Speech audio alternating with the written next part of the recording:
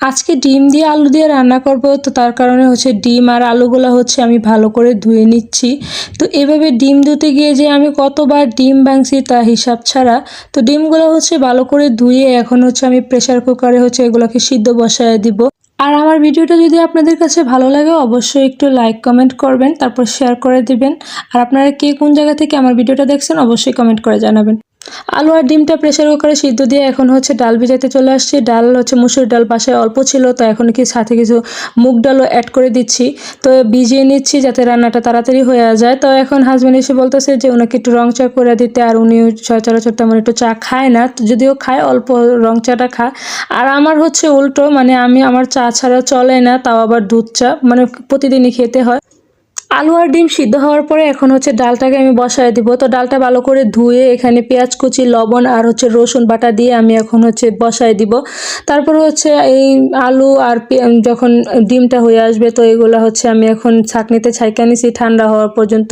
তারপর ওইগুলো ঠান্ডা হইতে হইতে আমি এখানে একটু জিরা টেলে নিছি গুঁড়া করার জন্য। তারপরে ডিমগুলো ছুলে এখন হচ্ছে এগুলোকে 2 ভাগ করে রান্না করব, সবসময় তো আস্তে আস্তে রান্না করি। তারপর হচ্ছে এই সিদ্ধ আলুগুলাকে হচ্ছে হালকা একটু করে ভেঙে নিচ্ছি, আর এগুলো অনেকটাই সিদ্ধ হয়ে গেছে।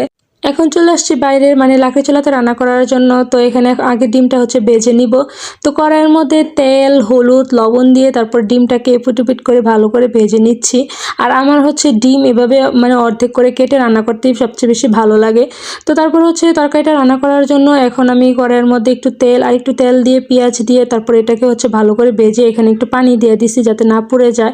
তারপর এক পর্যায়ে এখানে দিয়ে দিব হচ্ছে হলুদটা দিয়ে তারপরে জিরার গুঁড়া দিয়ে দিছি। জিরার গুঁড়া দিয়ে তারপরে ভালো করে মশলাটাকে কষায় নিচ্ছি। তো এখন দিয়ে দিব হচ্ছে মরিচের গুঁড়া।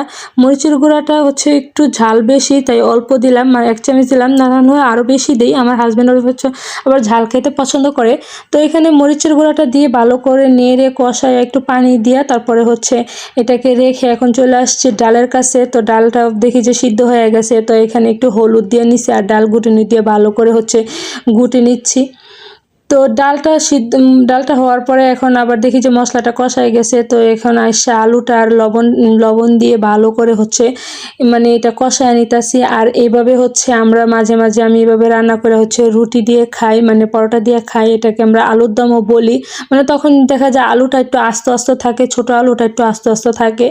তো তারপরে হচ্ছে এটাকে ভালো মতো কষায় এক পর্যায়ে এখানে পানি দিয়ে দিব। তো পানিটা দিয়ে তারপরে হচ্ছে ভালো করে নেড়ে চেড়ে তো ঢেকে দিব। ঢেকে দেওয়ার পরে যখন পানিটা মানে ফুটে উঠবে তো তখন হচ্ছে ডিমটা দিব। তো ঢেকে দিয়ে তারপরে আবার হচ্ছে ডালে চলে আসলাম। ডালে একটু ধনেপাতা দিছি, ধনেপাতা দিয়ে